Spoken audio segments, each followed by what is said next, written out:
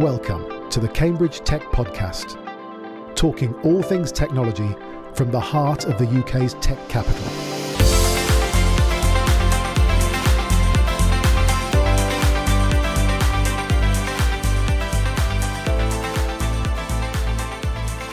Hi, I'm James. And I'm Faye.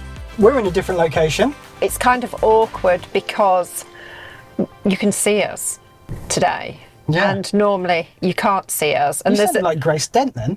Did I? Yeah. Oh, I like Grace Oh, there you Dent. go. Anyway, you can see us, and if it looks like I've been crying, it's because I have, because we literally can't stop laughing. So good luck with this episode, I think is all I'm going to say. James, you want to explain what the episode is in case I burst out laughing again? Well, I'll try. Yeah, so we thought it would be fun because it's Cambridge Wide Open Day and it's all about different places opening their doors to invite the general public in to see what's going on in all these amazing institutions and centres around Cambridge. We thought it'd be fun to maybe get in a car and drive around and take a look at all of these different places so we could share the experience of attending Wide Open Week with our audience.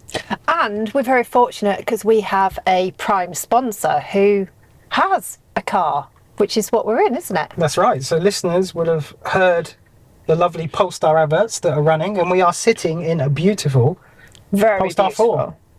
And we're going to talk about our experiences of being in the car. And I think this is the first time you've driven an EV, right? So it'll be fun to get your first impressions. It is, and I've literally sat here, annoyed James within, I think, the first 2 minutes by literally touching every single thing on the screen and trying to change all the settings. Yeah. It's interesting. The first thing you wanted to do was open the glove box. I'm not sure why that was a thing. And you're expecting some logical answer. I think I've opened my glove box once in 3 years in my car. But Well, because glove boxes, right, they always have like a different, unique way of opening. So I always just like to know how you open them. software controlled. Yeah, I mean, everything is software controlled in here, isn't it? I mean, the first thing I did was I went in and I started turning everything off. Yes, while I was driving. Yeah. That wasn't great, but well, I can't wait for you to drive. I'm going to have a lot of fun. Okay, I'll be the same as normal. I just won't pay any attention to you. Anyway, so back to the episode. The first person we picked up seemed totally fair to be Prashant Shah. So we've just left, where have we just left? The Clayton. The Clayton Hotel, where every year, that's the start, Prashant, isn't it, of the Cambridge Wide Open Day. And we've hijacked Prashant, who's with us. Good morning, everybody. Is this not technically a kidnapping? Are we okay? I publicised it, so Okay. everyone does know. So I think that makes us not in trouble. Yeah, if you see me in handcuffs and a blinded mask, then please do rescue me. Okay, we're going to cut that bit. No, I'm just joking. That's going in a whole different realm. Anyway, so we've just done the opening breakfast and it was lovely again, Prashant. Honestly, it just warms the cockles of my heart when you open Cambridge Wide Open Day. So give us some highlights. Well, it was great to have Peter Freeman there, fresh from the news of the announcement of the Cambridge Development Corporation, and we kind of reflected on what effect it had on the London King's Cross area and what potential impact there could be here. And I think he gave a really kind of a warm, gregarious kind of opening of how it's about the people and the community and building the society in a way more than just kind of building the housing. So I think he hit all the right notes in terms of the audience there. He did, and he was like, so I like, me and my sound bites, the magic wand is collective work, is what he said, and it's like making people work together, so the public sector and the developers and the private sector, and can we use Cambridge as a test bed of actually doing it in a very different way, which obviously ticks loads of boxes for many of us in the room, doesn't it? Absolutely. It's not only what the pulse he kind of set, but also then you look at people like Tony Jones and Harriet and yourself, Faye, and then you got Catherine Chapman and Christine Ann Ruttran, and bringing all these people together in a way and allowing them to kind of showcase the contribution they've made over many, many, many years. It really is 1,000 flowers blooming in Cambridge, and the flowers do come together. Everybody is synchronized, they like each other, they help each other. No one's trying to put themselves too far forward. It's really about Cambridge and the community, and trying to do the right thing for what is an 800-year-old city in terms of innovation and education and aspiration. I thought it was interesting. So Mark Slack, who listeners will know from the podcast as well, he's CMR Surgical. He made a comment that I think was quite surprising, that he's seeing lots of disparate groups trying to own the message of Cambridge. And I thought we'd unified that a little bit. What were your thoughts on that? Yeah, I think it might seem like that from the outside to some people, but behind the scenes, we all synchronize, we all coordinate, we all attend each other's events, we all kind of give notice of what we're thinking, we all bring everyone's ideas on board before we do anything. I think it's done with a lot of deftness and care in the background. And the sense that I feel is that it's done with very little ego in Cambridge, and there's very little complaining or politicking. I think if you go to kind of other equivalent cities or organisations, there's probably a lot of biting and sniping, but I just don't feel or see any of that in Cambridge whatsoever. Tony Jones, he was funny how he said about the jigsaw, and maybe this is it, maybe it's the point Mark was picking up on, that if you do a picture of King's College and you take a jigsaw of King's College and you take one of the pieces out, people will just notice that piece is missing and not what the rest of the picture actually is. So maybe it's an example of that. Well, I think Cambridge is a mosaic. It's a beautiful mosaic as well. If anybody can come in and contribute, and no one wants to kick you out or exclude you, it's very interactive and it's very involving. And there's a lot of kind of dialogue and discussion that happens at the front, in the middle, and at the back. So it's a beautiful mosaic. How are you doing, driver?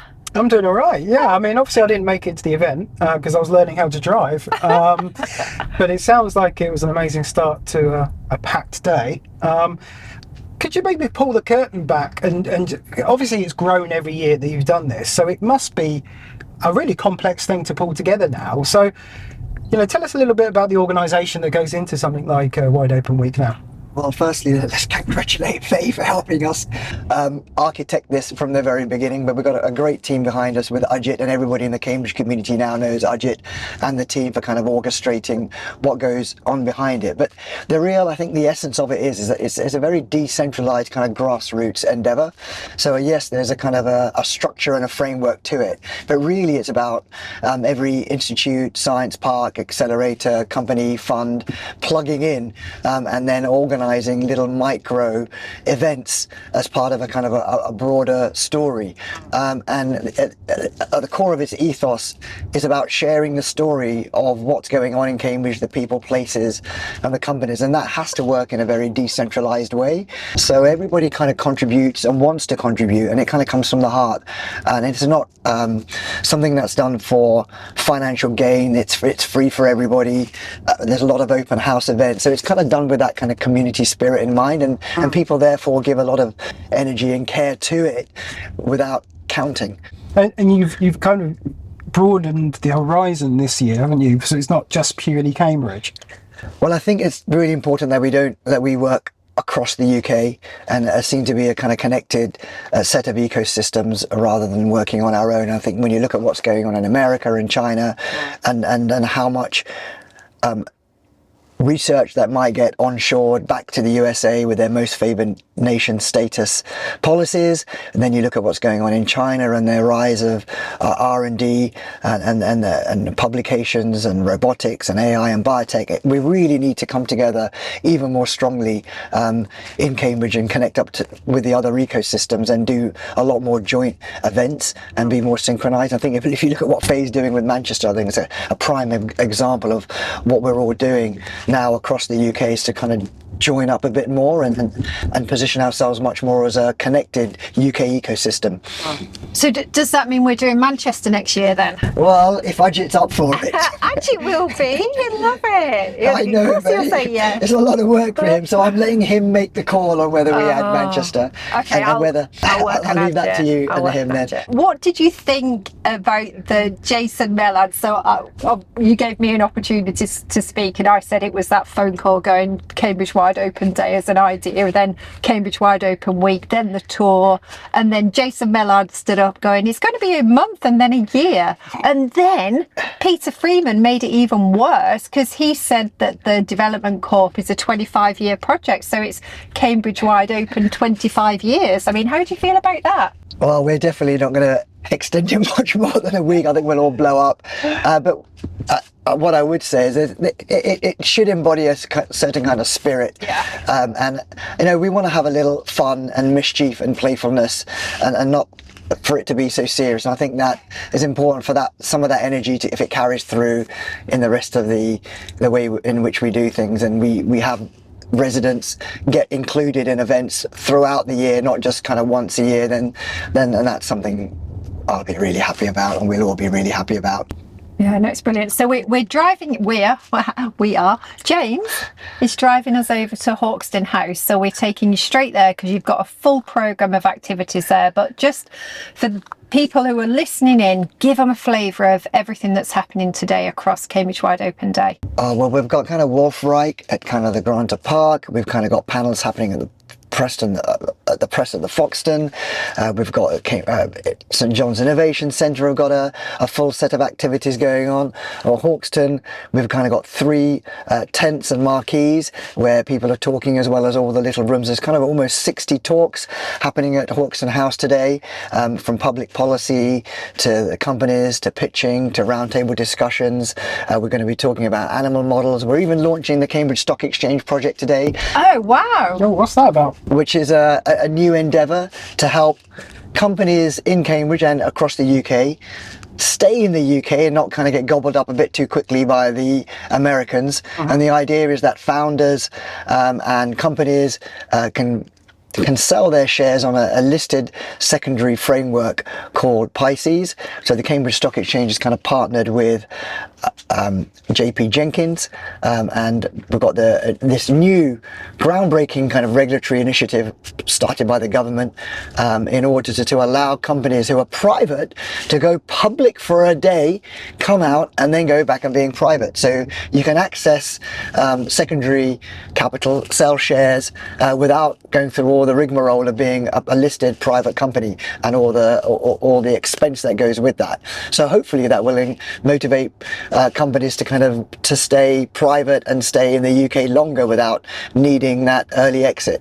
You've been talking about that for, I think, a good few years. So how come you've kept that quiet and you've just let it slip that's being launched today? We've been waiting for the right moment. So the idea was always been there around the Cambridge Stock Exchange project, but the Pisces framework that's been launched really opens up a good chunk of the mission of Cambridge Stock Exchange project. So we kind of waited until the launch of Pisces, and we're looking forward to getting as many companies as possible and founders as possible onto the Pisces framework, and in partnership with JP Jenkins. And so how do people find out more about that? They can contact me, they can contact, look at the Cambridge Stock Exchange Project website. There's a LinkedIn page and there's a contact details there, and we'll be happy to kind of explain some of the benefits and the induction process of how you can get in, learn more about Pisces and get on the framework and become a part of the Pisces story. Perfect. And you will come back on the podcast and tell us a little bit more, and with hopefully a couple of companies that have tried it, yeah? Yeah, we're happy to do that. Lovely. Right, we're approaching Hawkston House now, where we're going to evict you. We'll throw you out without handcuffs and blindfold and anything else that you mentioned earlier on. Do you want me to stop the car or just open a door and throw them out? Well, if we could work out how to open the doors, that would be kind of useful. But Prashant will probably catch up with you in a little while, yeah? Absolutely. Thank you. Open that door.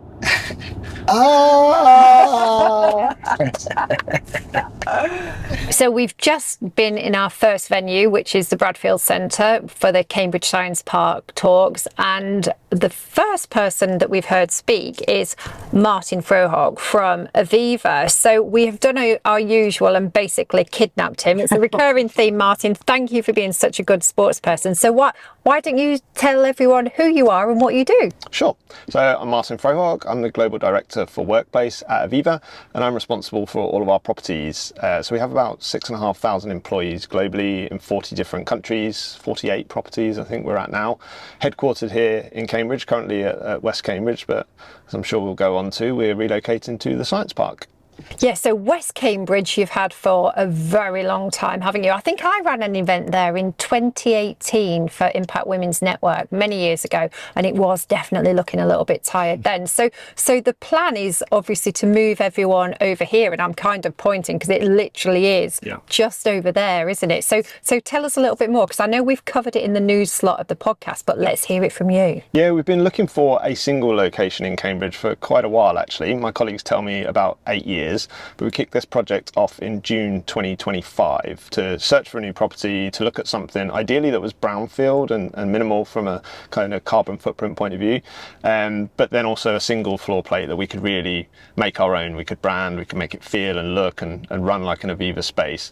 And 101 kind of fell in our lap really. We currently have about 80 engineers based in there, so we already have occupancy in that building, but we knew that other tenants were potentially looking at moving out at their next lease break, so we worked with the landlord and it all just fell into place really. So it's about 85,000 square foot, 101 if anyone knows it, brand new, 12 years old property, first on the right as you come off of Milton Road. And yeah, we're going to have the chance to do it over 2 phases. So the first half of our colleagues move in October this year, and the remainder of Cambridge-based colleagues will move in March 2027. And by then, brand new global HQ, looking and feeling the part. And yeah, we're all really looking forward to it.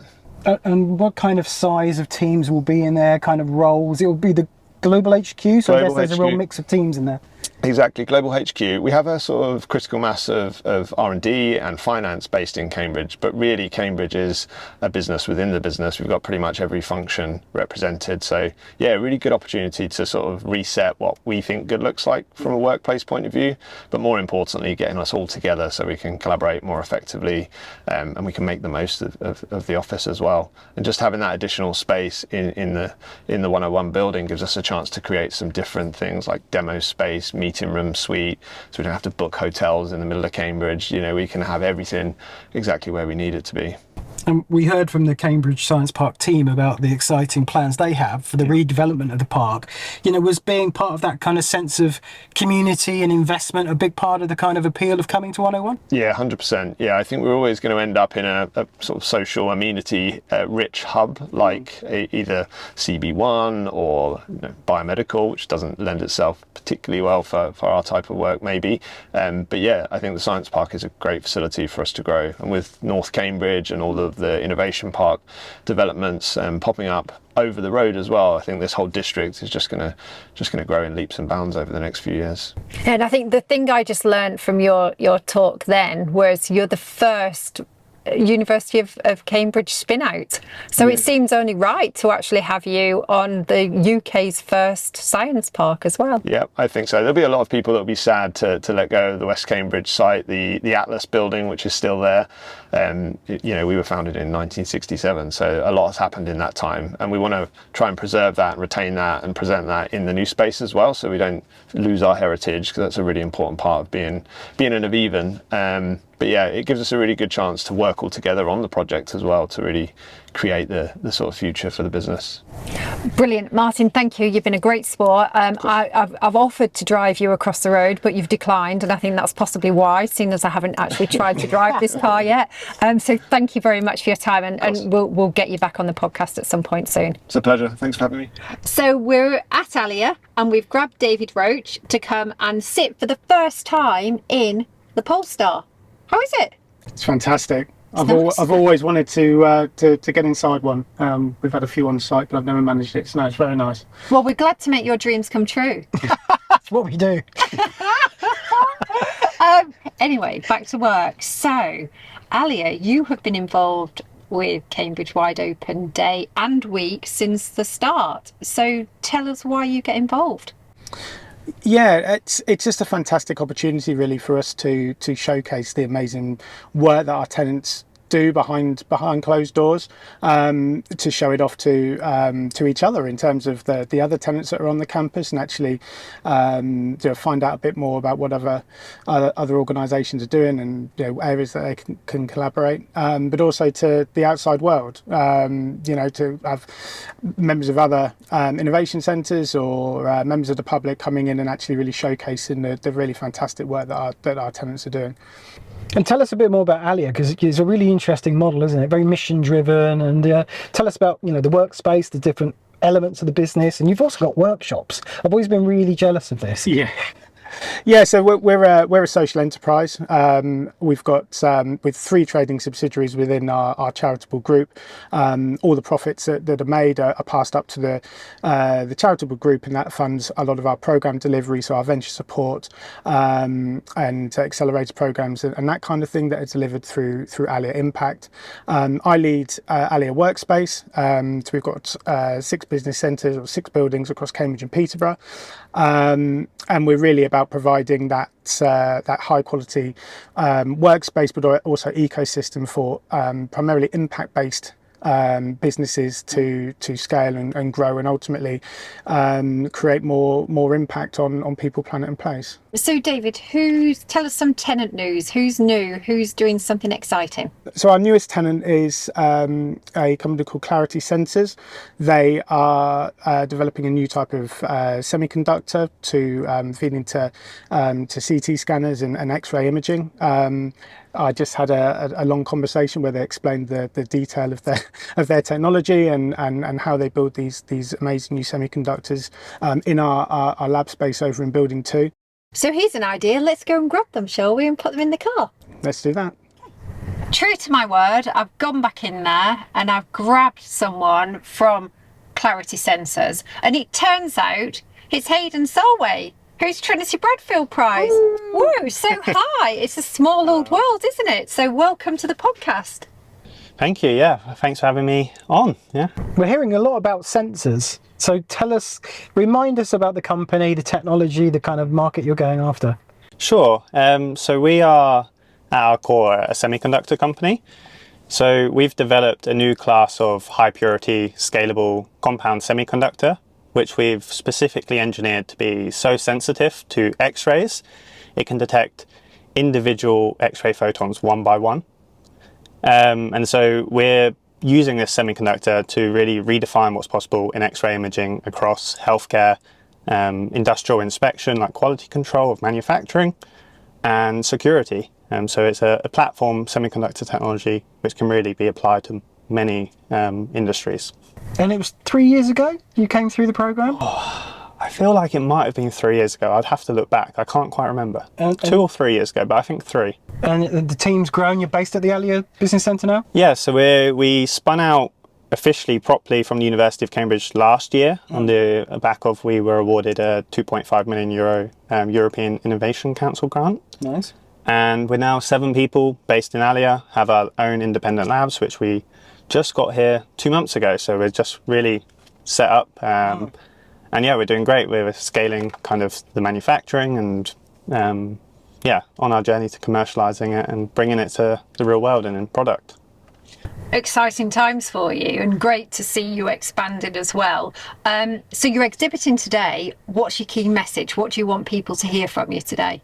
Our key message is everyone knows of X-ray imaging in healthcare. People don't often think of it in industrial inspection and security. People know about it for airports. But really the key message is it's only doing a fraction of what it could do. With our detectors, there's a real possibility in healthcare that it could open up earlier tumour diagnosis in oncology, more preventative screening. In industrial inspection, it could really enable real-time quality control of every manufacturing line. So EV batteries, semiconductor chips in phones can really stop the flaws before they leave the factory. It sounds like you've got one of those classic early stage company problems, is like, where do you focus? What market do you go after first? Have you kind of thought that you've got a strategy, what your go-to-market strategy is initially? Yeah, we've spent a lot of time on that because it is applicable to so many really high impact sectors and valuable sectors. Mm-hmm. A lot of it relies to regulatory and product life cycles. Mm-hmm. So healthcare is probably the largest market at the moment, and one which is growing, but that's going to be almost the longest journey. The regulatory hurdles are more substantial and the product life cycles are more substantial. So our kind of strategy is a beachhead market in industrial inspection, where regulatory is much lower. We can get our detectors in, real validation testing. So focusing on, say, EV battery manufacturing lines. So EV battery manufacturing lines, semiconductor manufacturing, really getting that kind of first product, and then in the meantime progressing towards healthcare and security kind of at a later date. Last question, what do you think of my new car? The car is fantastic. I've never been in a Polestar, but they look, I've seen the adverts online.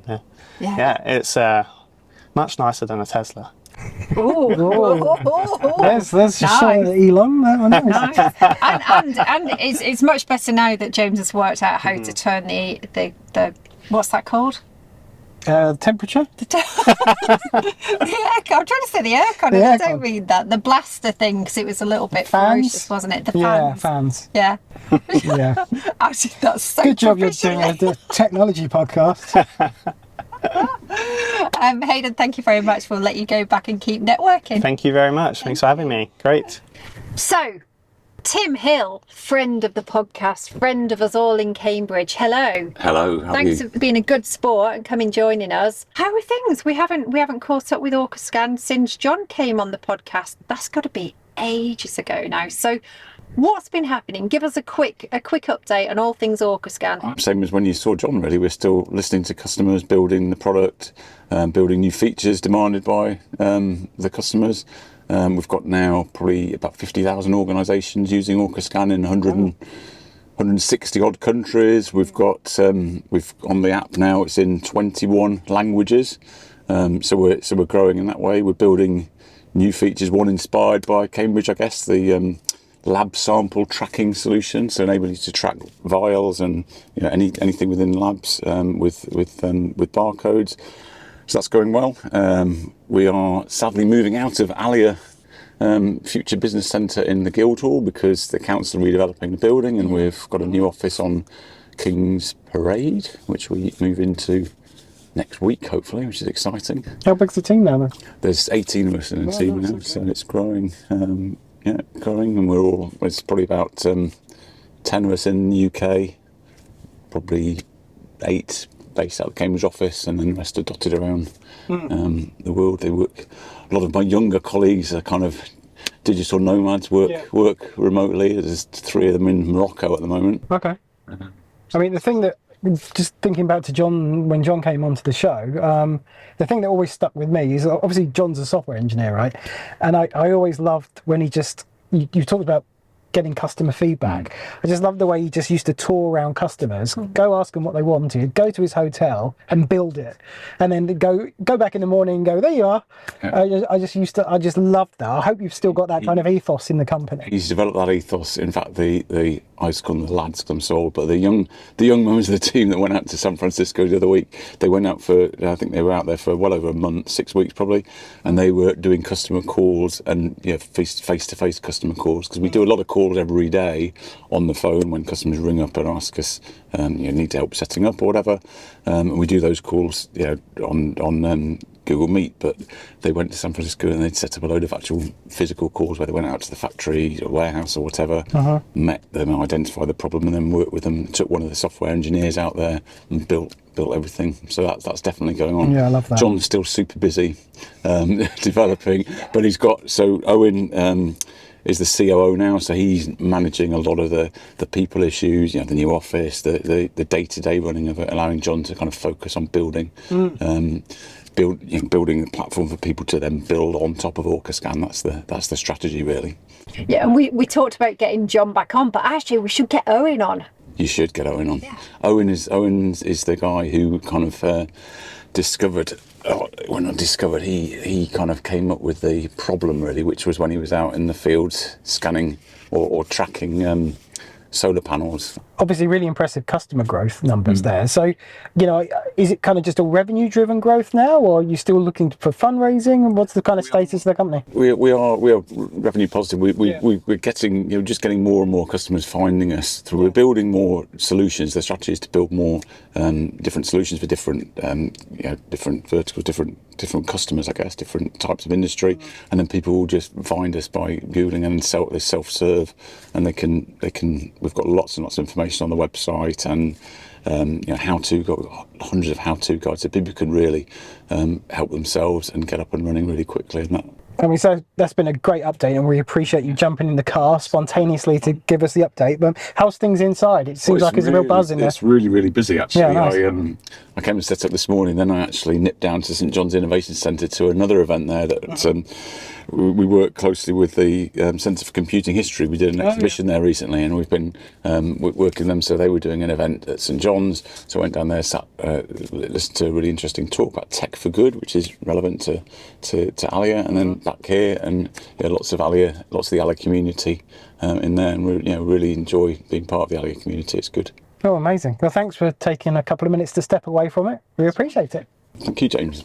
So we're leaving Allia, and we're now going to Hawkston House. Yes. Which is where you drove, and you dropped Prashant off earlier, but we're going there for the remainder of the time we're recording the podcast. So we've spent the afternoon at Hawkston House, haven't we? We have. Talking to different people. Any highlights from you?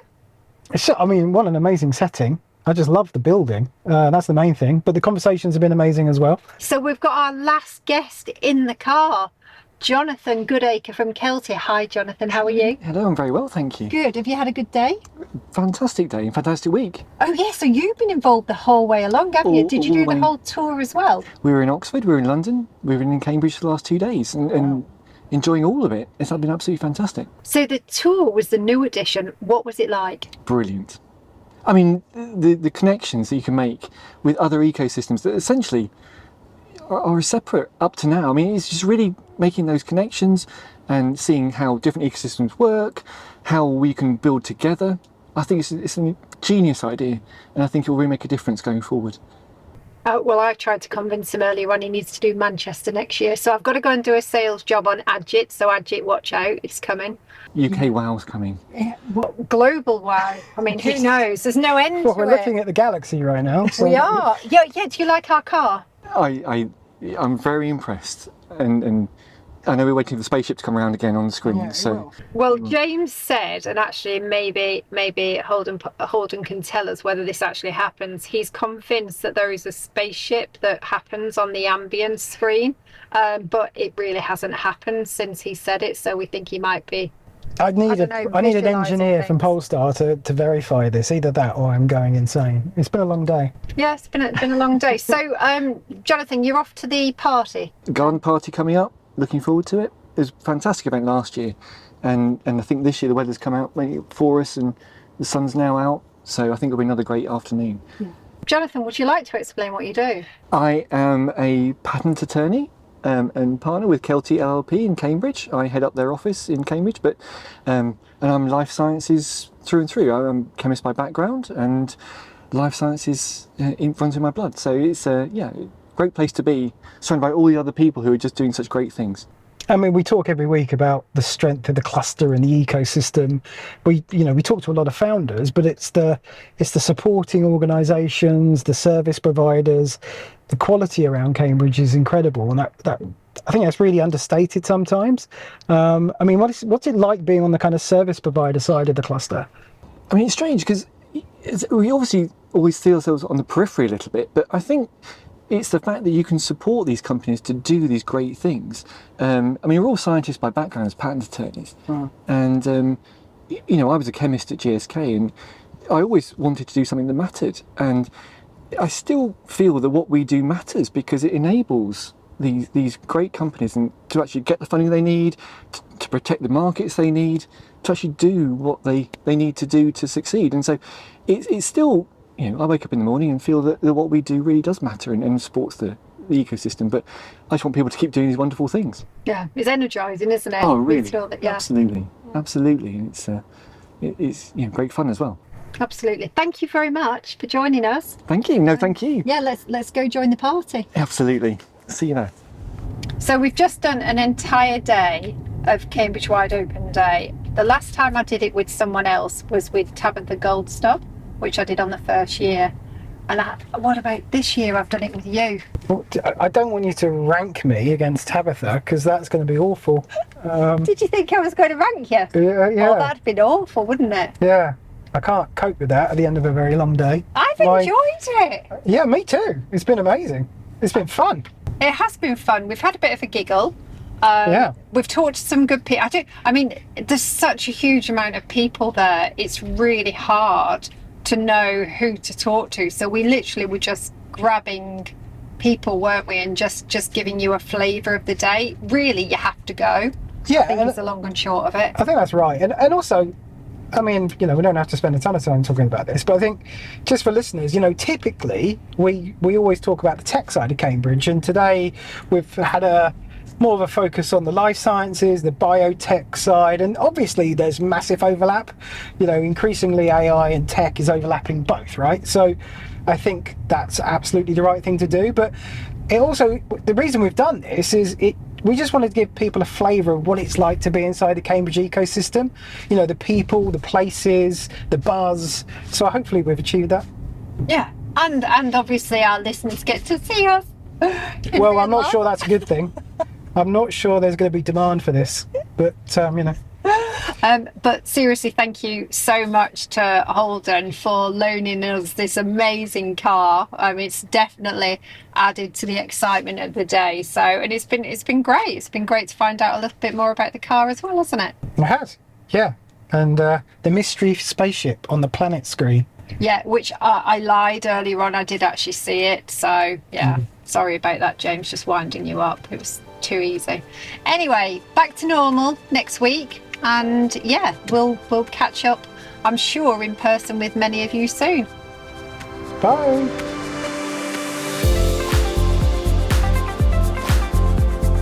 Today's show was produced by Cambridge TV and supported by our media partner, Business Weekly. The Cambridge Tech Podcast is available on all major podcast platforms and on cambridgetechpodcast.com. If you've enjoyed this podcast, please give it a 5-star review. It'll really help others discover the show.